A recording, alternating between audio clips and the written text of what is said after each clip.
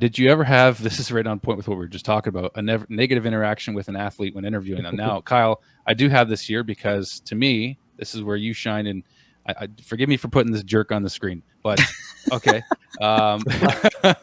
But this was what your colleagues called a broadcasting or a career-defining moment for you in your interview with Brad. And I know it's a long time ago now, but everybody had your back after that happened with him. But you know what? I will say before you jump in here, he gave one-word answers to every single reporter in the locker room after talking to you, Kyle.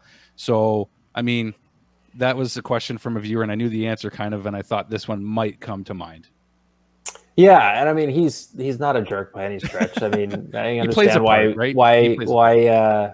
why fans of other teams may not love him. I get it, but you know, yeah, like it was that was an interesting thing to kind of go through. But I mean, you know, that was in terms of the grand scheme of things, like him giving one-word answers, it was like, wow, big deal.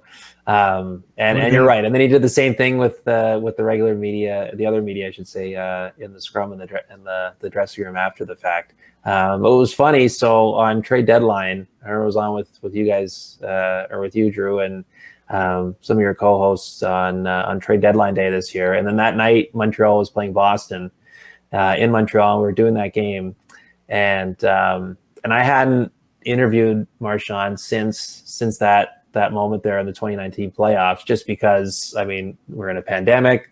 We didn't see any of Boston last year because it was a Canadian division, and just the way the schedule lined up, I hadn't had a chance to talk to him since. And so the game goes in overtime. In my mind, I'm already thinking, I'm like, Marchand's going to score here, because usually as a post-game walk-off interview after an overtime game, you get whoever scores the winner. And I'm like, of course he's going to score here, and he does. And so I'm like, all right, let's do this. And so I, go over to the Boston Hall, and I said, Marchand, please. The PR guy's like, yep, no problem.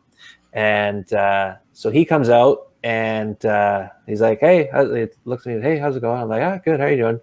Yeah, good. And so we're talking just about, because they hadn't played in that building, I think, since the pandemic, right? And it's always such a good crowd whenever, Boston rolls into town. And he played to the crowd beautifully again that night. And so I was just, you're making small talk as, cameras getting set and our trucks getting ready to record on the interview. And so we're just going back and forth. And then a light goes out. And I was like, what? And so we're trying to get that back up. And so that comes back on. Okay, we're good.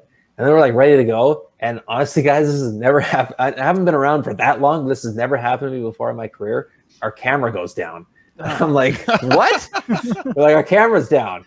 And so, camera guy, God love him, is trying to get it fired up again. And so now, like, there is, I think if you canvas, the men and women and do, the role that I do in their respective markets or at their respective networks, I think there's no worse feeling than having an athlete standing next to you, ready to do the interview, and there's some sort of delay, whatever it is, technical, the truck's still trying to get off the air, so they can't do the interview yet, whatever the issue. And you're just standing there, and it's agonizing because the athlete wants to get it over with, and you just want to go. And whatever the silence in between feels like it's forever. So now our camera's down, and I'm like, oh my God. So I'm trying to make small talk and be like, because it was the deadline. So I'm asking them about that. Like they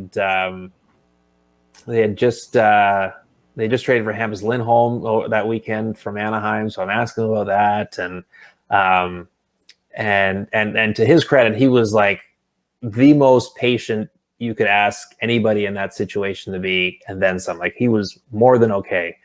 And our producer says in my ear, we're gonna give it 15 more seconds to see if the camera fires, otherwise we're gonna have to cancel the interview. And so I said, hey, we're just gonna give a few more seconds here to see if the camera fires up again, and it doesn't. So we're going, sorry, we've got to cancel the interview. And I'm like, sorry, man. I was like, camera's not working. I was like, we can't do this thing. And even like Marchand's going, he goes, oh, okay. He goes, well, I could come back and just take my skates off and come back. I was like, no, I said, you're good. I appreciate that. But like, who knows? The camera may never turn on again tonight. So we've already wasted your time once. We don't want to do it a second time. But I was chuckling myself afterwards just because I never had that happen before. And have it happen in that moment of all moments, it was like, geez, it was almost a a message from the hockey gods saying that, they just weren't quite ready for the reunion yet between the two of us. So that is a story. I did not know that story. It would have been funny if, like, as soon as you asked him about that, if you just leaned in and went, no comment. Right, exactly.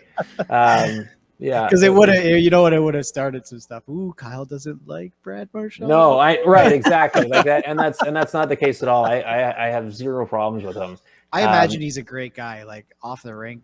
Well, it's funny, like, and again, I don't know him particularly well, just because I don't cover Boston, and you don't see them too often. Did a couple playoff series with them, but I don't know him particularly well outside of like just that kind of interview setting. But like, talk to anyone that has been or is his teammate in Boston.